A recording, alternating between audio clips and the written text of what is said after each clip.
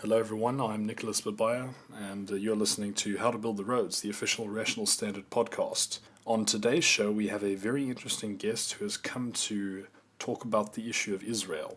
Now, I'm sure I don't need to tell people listening to this that in terms of foreign policy, history, international relations, war, religion, US involvement in the Middle East, left-wing politics, right-wing politics, the issue of Israel is something which seems to completely polarize and completely divide people from all political strata and all stripes of the political spectrum. On our podcast today, we have a representative from the South African Union of Jewish Students, Deena Katzen. And there's a specific reason why we are recording and releasing this podcast right now, and that reason is because as this will be uploaded, we will be in the midst of what is called Israeli Apartheid Week. So I invited Deena onto the show, and I'd like to hear her just speak about the issue of calling Israel an apartheid state.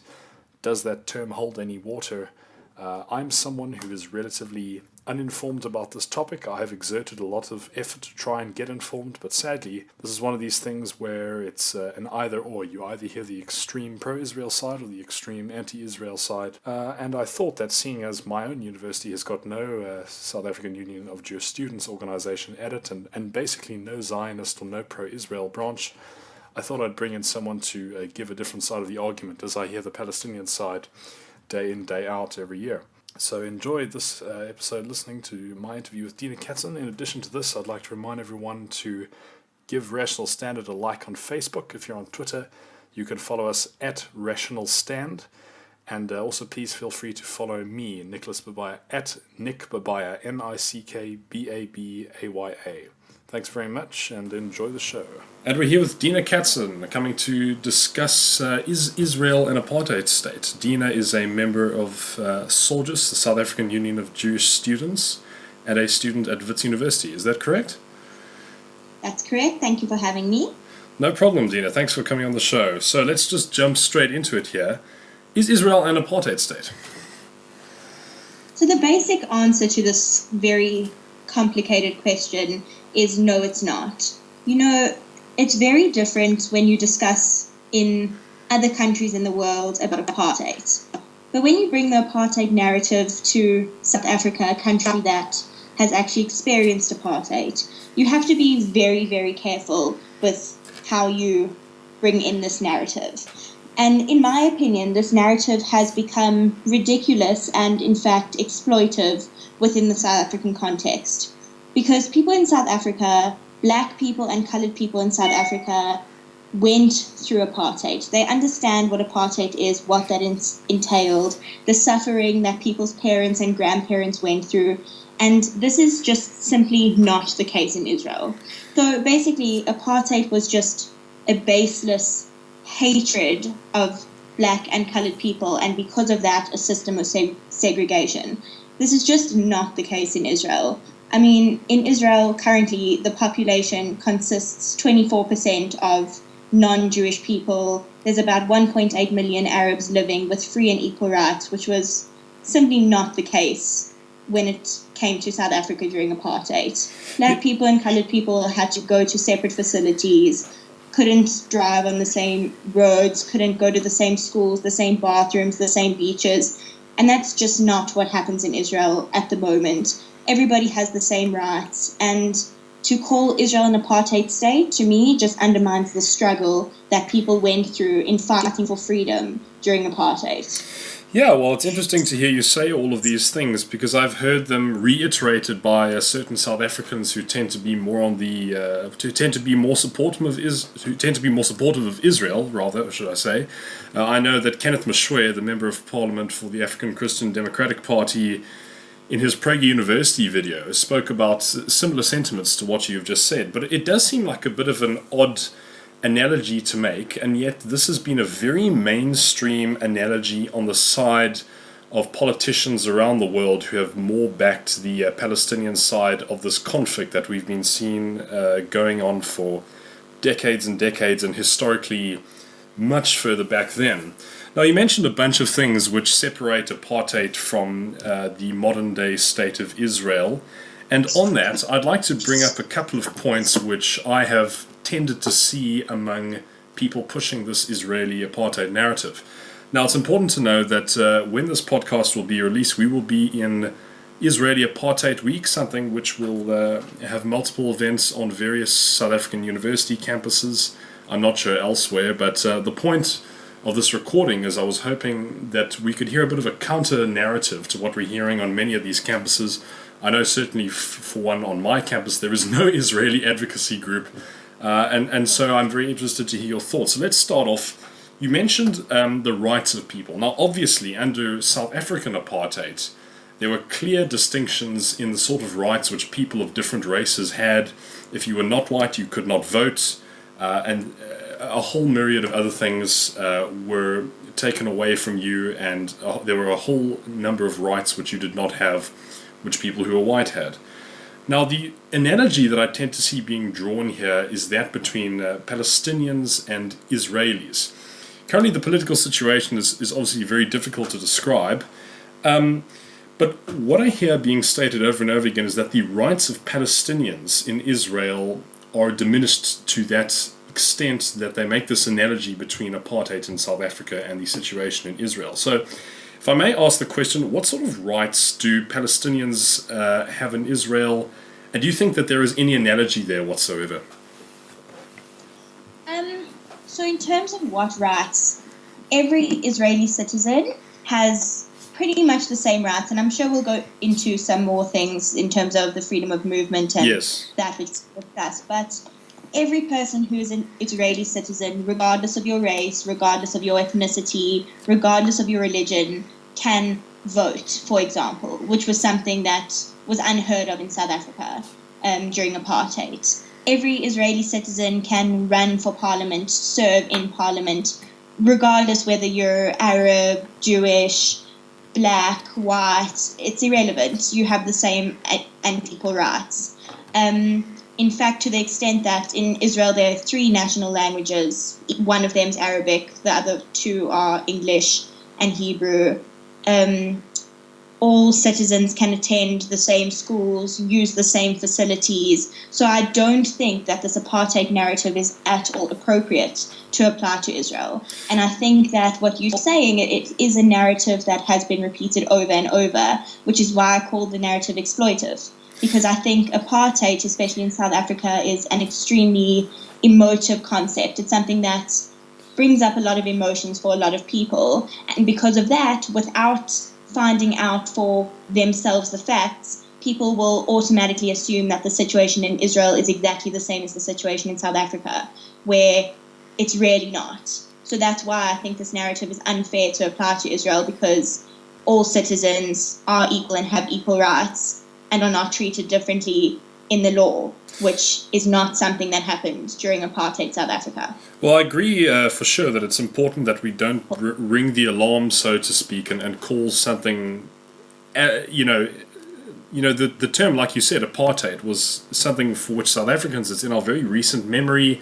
For the case of people in your and my generation, most of our parents' lives was under apartheid, and we learn about this in history, and so we know the absolute horrors of it. So we mustn't now misuse this word, of course. Anyway, I wanted to ask one thing before I wanted to ask about the question of freedom of movement. Now, I'm by no means an expert on this topic. This is, of course, why I have you here to explain. Could you explain to me, politically, what is the situation with the Palestinian Authority and the Israeli government with regards to the West Bank? And that may be a difficult question, but could you explain for myself and people who are listening to this what exactly the status quo is? Yeah, so the status quo at the moment is a little bit complicated because it goes back very far into history and the history of how Israel came to be established. But basically, the status quo at the moment, although it is a very difficult topic because it dives a little bit into the more technical history of how Israel came to be, but basically the situation at the moment is that the territory that is the West Bank was captured by Israel in a defensive war in 1967 after it was attacked by Jordan. Was that the Six-Day War? The 1967 Six-Day War, yes. Okay, got it. So under customary law, Israel was obligated to administer this area until peace is achieved, including as per UN Resolution 242, which is the resolution after the 1967 Six-Day War, which assumed that Israel would administer the territories until the Arab countries were willing to negotiate new, more secure borders. But unfortunately, a lot of these offers have been rejected. And in the meantime, terrorists in the area continue to threaten Israeli civilians. So there is still an Israeli presence in the West Bank, although it's not governed by Israel. Okay, that's quite interesting. So, am I correct in saying that, for example, so I understand the ruling governmental authority, the ruling party in Palestine is Hamas. The West Bank at least. That's right, isn't it? Gaza. In Gaza is Hamas. Who rules in the West Bank? I think it's the Palestinian Authority. Okay, apologies. I'm very much a layman on this topic, so I hate to ask these silly questions. We're all still learning together. Okay, wonderful. Now, like you've said, the Israeli government maintains a presence there, and this has brought up some people to ask, why don't Palestinians have sort of freedom of movement and voting rights or things like this? Now, look, to me, it almost makes, if the West Bank is essentially a separate political entity to the state of Israel, these seem like almost obsolete questions. I don't know what you would respond if somebody said to you, well, why can't Palestinians have the same rights as Israelis if the Israeli government still maintains a presence in the West Bank? And perhaps I should also ask you, do you think that the Israeli government is justified in doing so? If you had a choice, would you like to see them move out? So basically, I see what you're saying, and it's exactly that. The Palestinians that are living in the West Bank are not actually citizens of Israel. It's not a part of Israel. It's a kind of separate entity. So they don't have voting rights in Israel the same way as citizens of another country don't have the right to vote in a country in which they're not citizens in.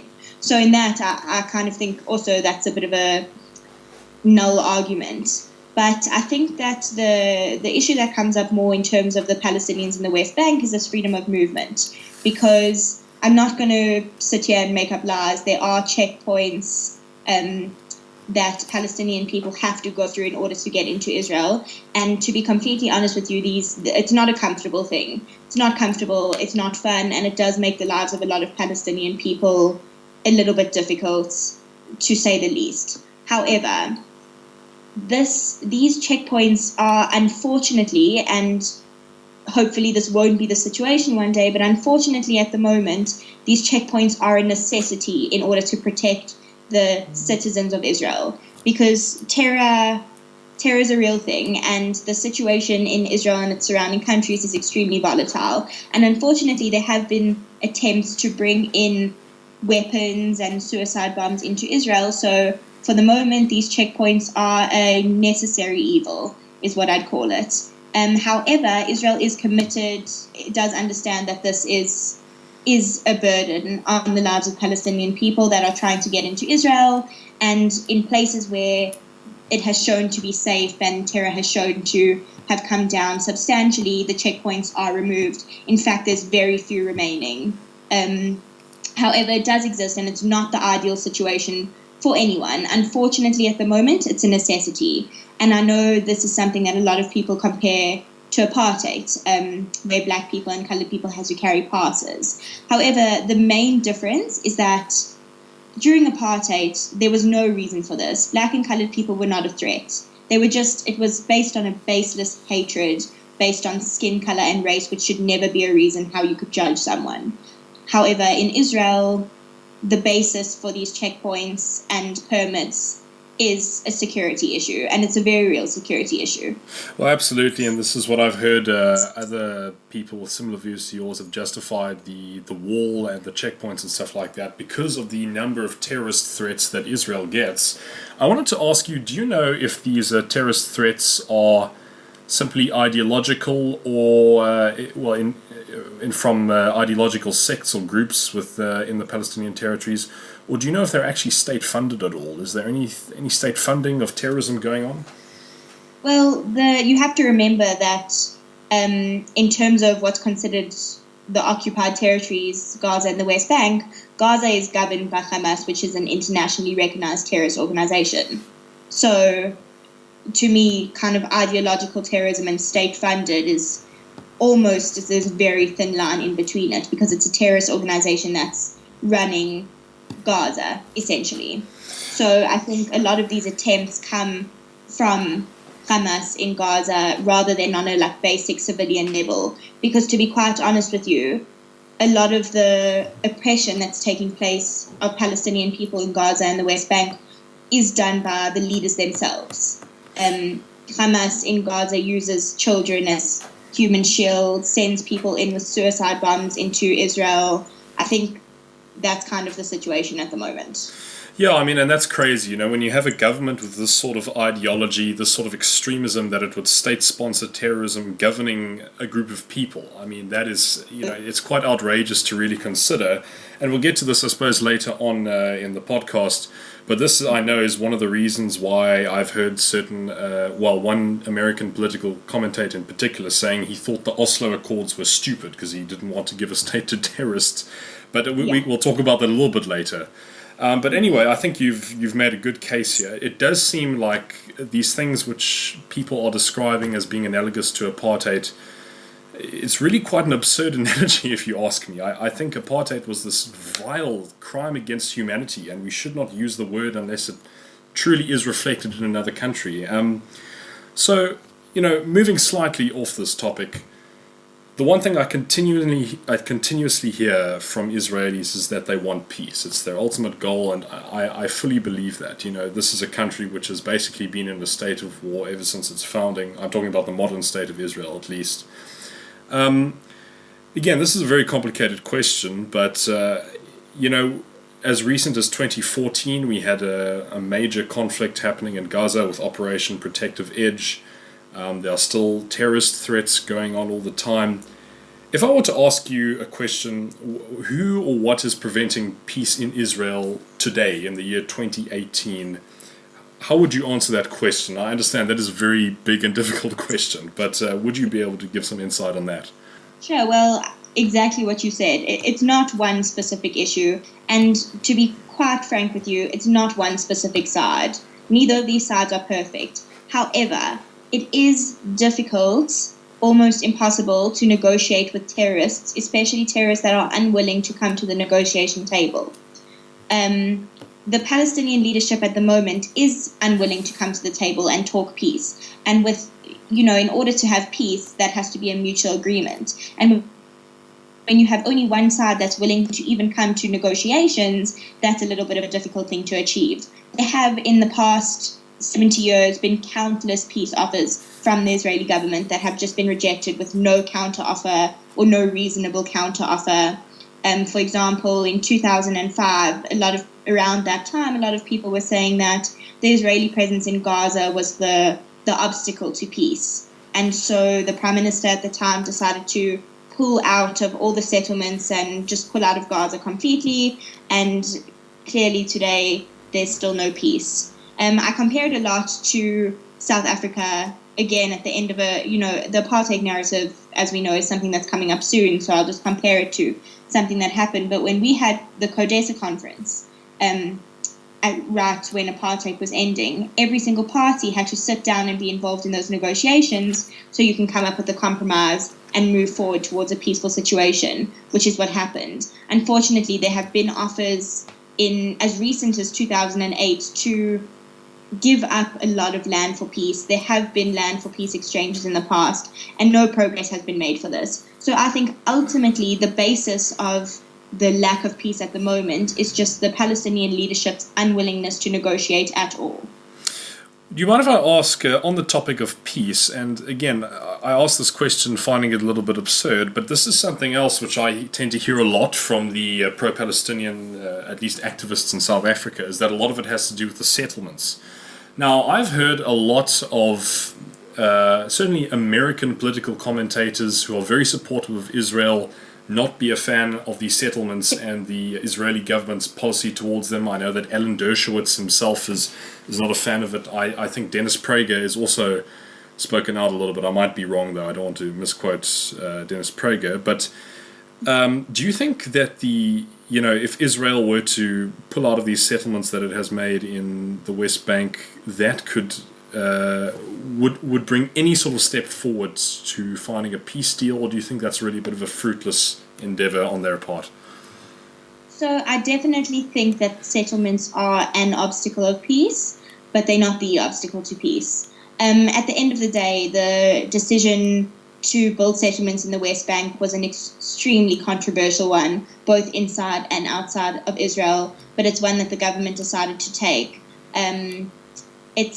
You have to remember, though, in terms of the settlements, that Israel hasn't built any new settlements since the 1993 Oslo Accords. It's tried at times to halt building in existing settlements. And just to put it in context, the settlements cover less than 1.7% of the West Bank land. So that's what we're talking about in terms of the settlements. It's a controversial topic. It's not the ideal. I don't encourage new settlements. It's really, as you said, a lot of people are not the biggest fan of the settlements, and I agree with you that it is an obstacle to peace. However, I don't think that by pulling out of the settlements or stopping with the settlement issue that it will create peace, because just as an example, as I said, when we pulled out of settlements in 2005 in Gaza, that didn't bring about peace. And there's been this war long before the settlements were in existence. I mean, there were no settlements in the 1920s when Palestinian leaders began violence in that area.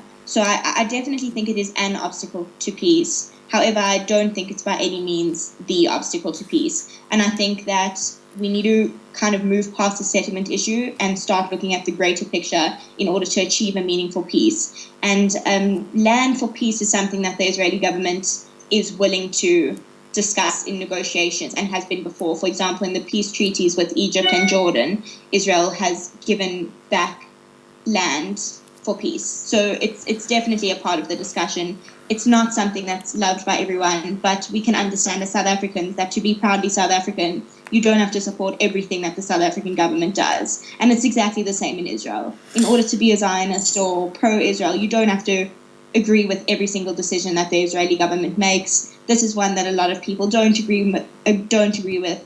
However, at the same time, I definitely don't think that this is the obstacle to peace. And I think it's kind of used as a scapegoat to point fingers when we're not really looking at the real issue. Yeah, well, I think you're being very forgiving there, actually. You know, I heard one argument from Alan Dershowitz when he said that actually, although he's not a fan of the settlements per se, he says that legally speaking, they are justified as an occupation of territory during wartime.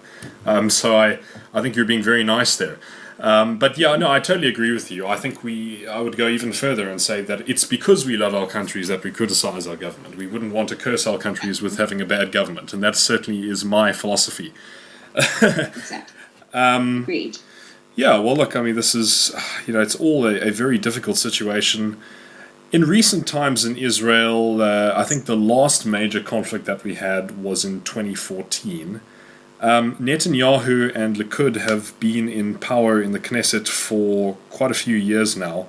I'm interested just to ask your personal opinion. How do you view Netanyahu and his premiership over the last while? Are you a fan of him, or do you think he leaves some room for improvement, so to speak? It's a difficult question, this, because as somebody who doesn't live in the country, it's very easy for me to kind of get wrong what he's doing in the country because I don't live there and I'm not the person that is experiencing the effects of his decisions. However, I think that every government has room for improvement, and very few countries actually like their government if you were to ask them. I think that he has got room for improvement, and I don't think in terms of popular opinion that he's the most popular person, but I think he's doing what he feels is best for the country, and in the elections coming up we will see what the Israeli citizens feel we need to be moving towards, and we'll have to see if that is a Likud-led government or if we're going to see a change in the near future.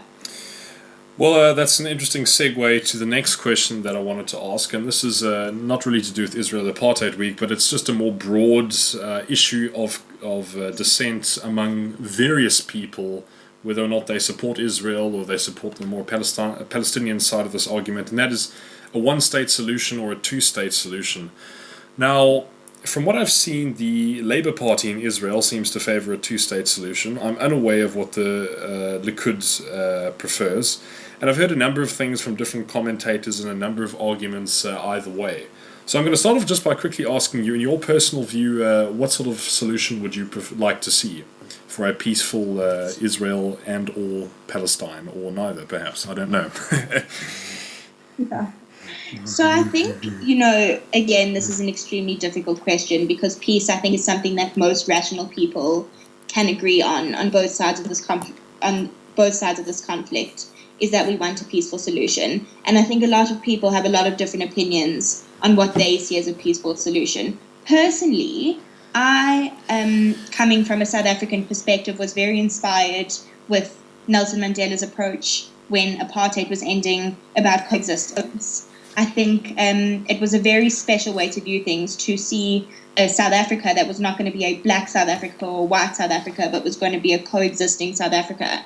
And I hope with my whole heart that somewhere in the future that's also possible for Israel. I don't think it's in the near future, but personally I'd like to see one state where we can coexist, if that's the will of both parties. At the end of the day, my opinion is it's not irrelevant, but it's whatever kind of works best in terms of the best compromise for both parties, because we do also believe in the Palestinians' right to self-determination, which could lead better into a two-state solution. So we're going to just have to see where the next couple of years, decades take us in terms of what's the best compromise. But ultimately, whether it's one state or two state, whether we're in the same country or different countries, I'd just like to see an atmosphere of coexistence. And I do think that one day that's possible with the right leadership. Yeah, absolutely. That is really the hope.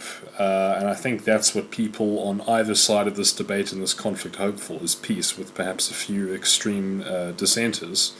I've heard some interesting thoughts on this exact question, the one-state versus the two-state solution. Now, most sort of mainstream politicians tend to have this kind of airy-fairy diplomatic air about them and saying, we need a two-state solution, we need to return to the green lines of the UN. And then I hear a lot harsher terms being said, normally by American conservatives, and I hear actually, unfortunately, a lot of my news about Israel from Americans, just because of how close the United States is with the country and the link that those two countries have, which is extremely strong. And one of the arguments I've heard, we were talking earlier about how you mentioned that the Palestinian Authority state sponsors terror attacks, and the cities in Israel still use the Iron Dome to defend them from missiles getting fired from the Gaza Strip.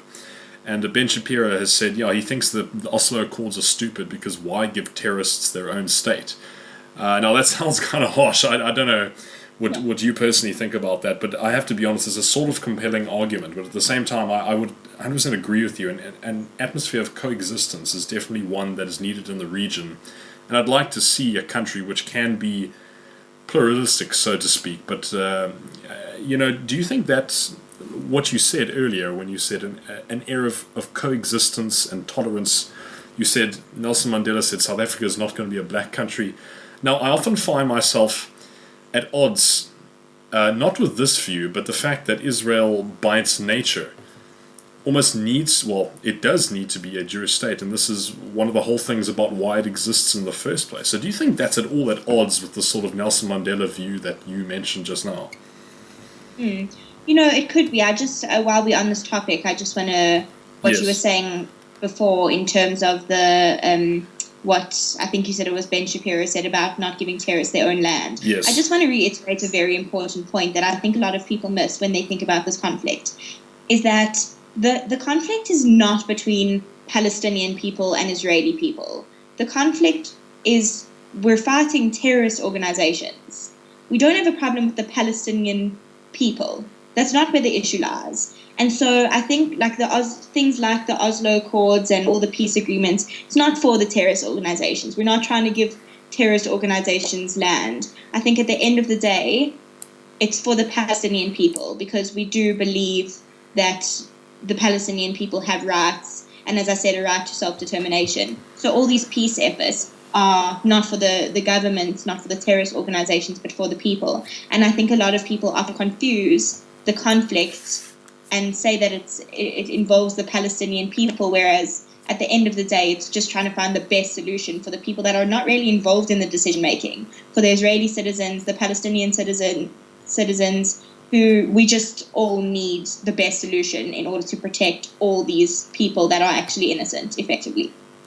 Well, I think I absolutely agree with you there, and I love the thing that you said there, that is, we're not at war with the Palestinian people, we're at war with their government. Well, I don't know if you said those words, I don't want to misquote you now, but that is exactly true. Is, it really, I love to reiterate this in my own political circles, and that I think it's extremely important to draw a very concrete barrier between a country and its government, and I think one of the worst things that we can possibly do is to conflate those two, and that is almost what I see as driving up this hatred between nationalities, this xenophobia, and it's a really horrible thing. So I'm very happy to certainly hear that for you, and I hope that same view is reflected in the people in Israel and the whole region. Yeah. And then go back to what your actual question was to me. Yes. Sorry, I went a bit off topic there, but no problem. So it could, the Jewish versus democratic states kind of question. It's something that comes up a lot, and it is something that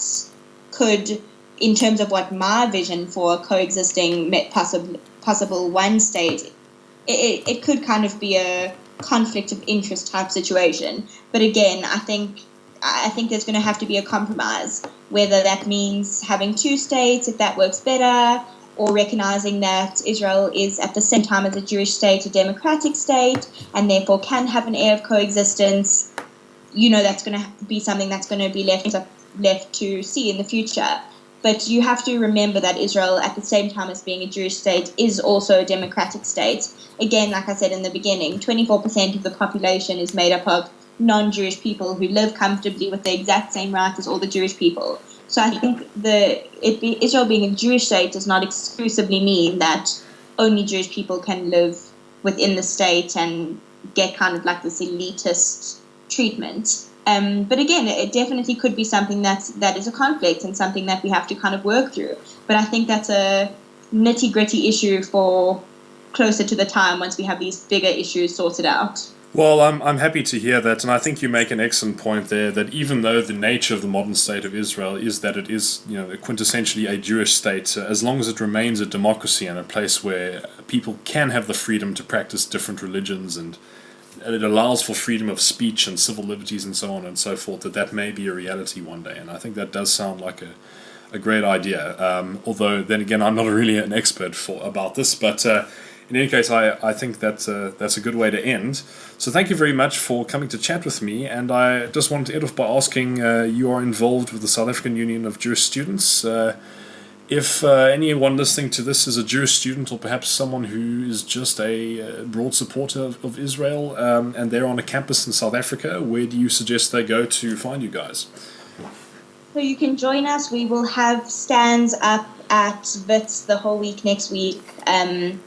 And we're not on campuses next week to cause problems. So where there's no problems, we're not going to make one. But we'll be on campus next week. You can like our Facebook page, so that if there's any problems, you can just message us on the Facebook page, and we'll ensure that everybody on campuses, including even non-Jewish students, if you feel that you want to come to us, feel protected on campus next week. And we just want to encourage people to go and find out about the conflict, develop your own views, and just don't listen to a lot of this propaganda that's fed by both sides. So that's kind of what we're going to be focusing on for the week, is just uncovering the truth. Excellent. Well, I wish you all the best luck for this coming week. It may be a tough one for you if last year is anything to go by. But anyway, thank you very much for coming and chatting to me, and I hope some people will listen to this and learn something new. Thank you so much for having me. It was great. No problem. All right then. Thanks very much. Thank you for listening to this episode of the Rational Standard Podcast, How to Build the Roads. This is just one last reminder to give us a like on Facebook. Rational Standard is the name of the page. And if you're on Twitter, follow us at Rational Stand, or myself at Nick Babaya, NickBabaya. If you'd like to read our articles, check us online at www.rationalstandard.com. And if you're interested, sign up to our mailing list there. Otherwise, I'll see you next time.